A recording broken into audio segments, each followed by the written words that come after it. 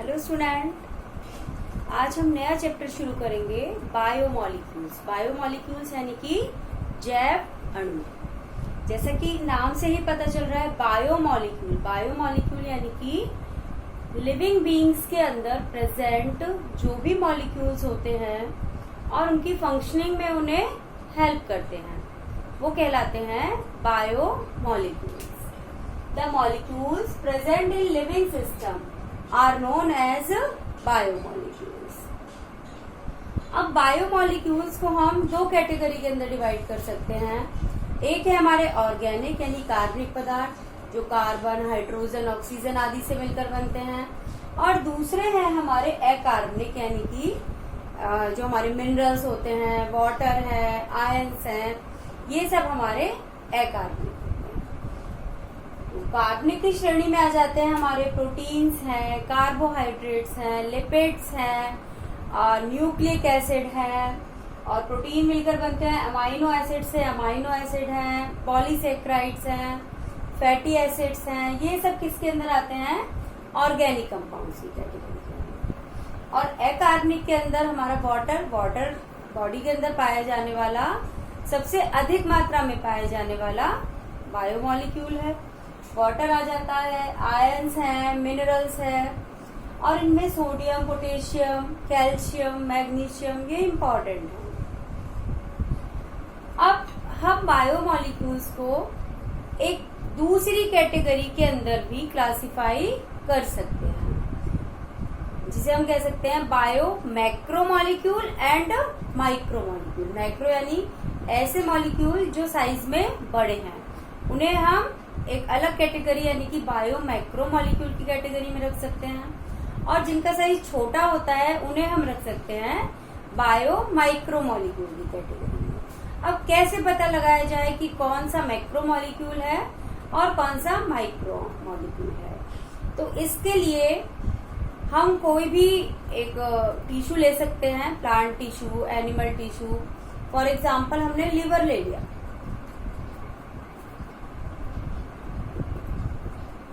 और इस लिवर को अब हम क्या करेंगे, इसका पेस्ट बनाएंगे। किसके अंदर? ट्राई क्लोरो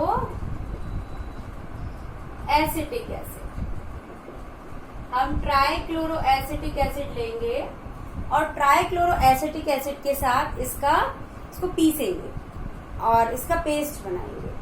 पेस्ट बन जाएगा। पेस्ट बनने के बाद अब उस पेस्ट को क्या करेंगे, हम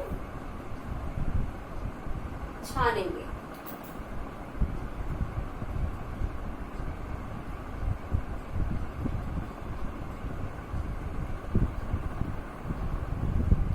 ये हमारी एक टेस्ट ट्यूब है।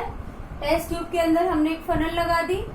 यहाँ हम क्या लगाएंगे? फिल्टर पेपर लगाएंगे, और फिल्टर पेपर के अंदर जो भी हमारे वो स्लरी बनी है, जो पेस्ट बना है, उसको उसके अंदर डाल के छानेंगे। तो जो नीचे फिल्ट्रेट निकल कर आएगा,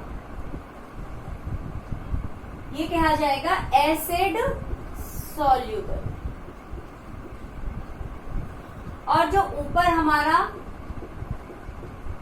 इनसॉल्यूबल पार्ट रह जाएगा, जो छनेगा नहीं नीचे, वो क्या है? Acid insoluble.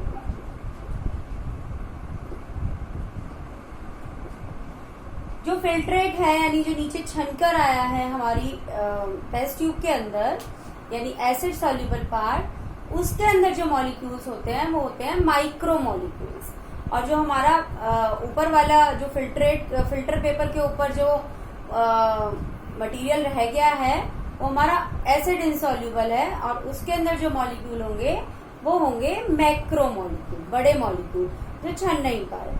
और ये है हमारे छोटे मॉलिक्यूल जो छनकर हमारे नीचे आ गए। तो बायो मैक्रोमॉलिक्यूल्स के बारे में पढ़ते हैं। ये बड़े मॉलिक्यूल्स होते हैं और इनका जो वेट होता है, मॉलिक्यूलर वेट होता है, ये 10,000 डाल्टन या उससे ऊपर होता है। मॉलिक्यूलर वेट मेजर करने के लिए डाल्टन यूनिट यूज करते हैं।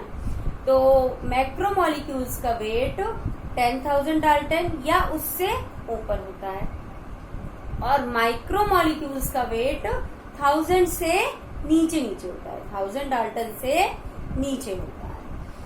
तो इस कैटेगरी के अंदर आते हैं हमारे बायो मैक्रोमोलिक्यूल में प्रोटीन, न्यूक्लिक एसिड, पॉलीसेकेराइड। इसके अलावा हमारे जो लिपिड्स होते हैं वो भी हमारे इसी पोर्शन के अंदर रह जाते हैं, एसिड इंसॉल्युबल पोर्शन के अंदर, लेकिन उनका जो मॉलिक्यूलर वेट है वो 800 डाल्टन के आसपास होता है। तो वो किस कैटेगरी के अंदर आते हैं? माइक्रोमोलिक्यूल की। अगर हम ये फिल्ट्रेट वाला क्राइटेरिया लें तो वो किस कैटेगरी के अंदर आते हैं? मैक्रोमोलिक्यूल की। जो लिपिड्स के मॉलिक्यूल होते हैं, लिपिड्स जनरली मेम्ब्रेन्स के अंदर पाए जाते हैं। तो जब हम उसका पेस्ट बनाते हैं तो जो मेम्ब्रेन है उनकी वेसिकल बन जाती है, और लिपिड किसके अंदर होते हैं? वेसिकल के अंदर होते हैं, और वो वेसिकल इंसॉल्युबल होती हैं और छिड़ नहीं पाती हैं। तो इसीलिए जो लिपिड्स है वो कहाँ रह जाते हैं? ऊपर की तरफ रह जाते हैं। लेकिन उनका जो वेट है वो क्या है? माइक्रोमोलिक्यूल की कैटेगरी का है। तो इसीलिए हम उनको माइक्रोमोलिक्यूल में रखते हैं। लेकिन अगर हम ये वाला क्राइटेरिया देखें, एसिड इनसॉल्युबल पार्ट और एसिड सॉल्युबल पार्ट, तो वो मैक्रोमोलिक्यूल की कैटेगरी के अंदर आते हैं। लेकिन हमने नहीं लिखा उसको मैक्रोमोलिक्यूल में, इसलिए क्योंकि उनका जो मॉलिक्यूलर वेट है वो लगभग 800 डाल्टन होता है, और वो किसी और रीजन से छलकर नीचे नहीं आ पाते हैं। तो यहाँ जो हमारा एसिड इनसॉल्युबल पार्ट है उसके अंदर मेनली 4 टाइप्स के मॉलिक्यूल होते हैं: protein, nucleic acid, polysaccharide and lipids. लेकिन लिपिड्स क्या है हमारे? Bio micromolecules. अब जो बायो माइक्रोमोलिक्यूल है वो छोटे बायो मॉलिक्यूल्स होते हैं, और इनका मॉलिक्यूलर वेट 10,000 डाल्टन से कम होता है। और इनके अंदर आते हैं हमारे अमाइनो एसिड। अमाइनो एसिड क्या है? फंक्शनल यूनिट है प्रोटीन की, यानी प्रोटीन किससे मिलकर बनते हैं? अमाइनो एसिड से मिलकर बनते हैं। इसी तरीके से मोनोसेक्राइड है, मोनोसेक्राइड से मिलकर क्या बनते हैं? पॉलीसेक्राइड बनते हैं। हमारे न्यूक्लियोटाइड्स हैं, न्यूक्लियोटाइड्स बनाते हैं हमारे न्यूक्लिक एसिड, और हमारे लिपिड्स। तो इस तरीके से बायो माइक्रोमोलिक्यूल्स कितने हैं? 4 टाइप्स के हैं, और मैक्रोमोलिक्यूल्स कितने हैं? 3 टाइप्स के हैं। मैक्रोमोलिक्यूल्स का साइज बड़ा होता है, मॉलिक्यूलर वेट 10,000 डाल्टन या उससे ऊपर होता है, और ये एसिड इनसॉल्युबल पार्ट बनाते हैं अगर हम ये एक्टिविटी करते हैं तो।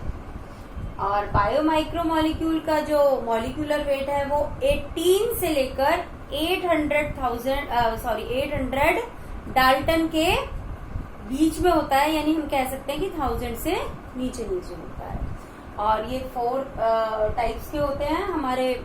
अमीनो एसिड है, मोनोसेक्राइड है, न्यूक्लियोटाइड्स है एंड लिपिड्स।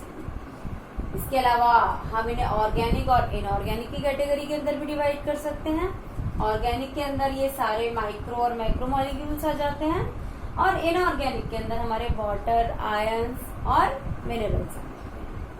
तो अभी हमने आज ये जनरल पढ़ा है, जनरल फीचर्स पढ़े हैं बायोमोलिक्यूल्स के, और नेक्स्ट हम स्टार्ट करेंगे कार्बोहाइड्रेट्स। कार्बोहाइड्रेट्स की कैटेगरी होती है मोनोसेक्राइड, डाइसेक्राइड, ऑलिगोसेक्राइड, पॉलीसेक्राइड। तो ये सब इनके बारे में पढ़ेंगे हम, और इनका स्ट्रक्चर जानेंगे, फंक्शन जानेंगे। तो इसी तरीके से सभी बायोमोलिक्यूल्स हम इंडिविजुअली डिस्कस करेंगे। तो आपको क्लियर हो गए होंगे माइक्रो मैक्रोमोलिक्यूल, और वीडियो देखकर उसे लाइक करना ना भूलें, चैनल को सब्सक्राइब करें। Thank you and have a nice day.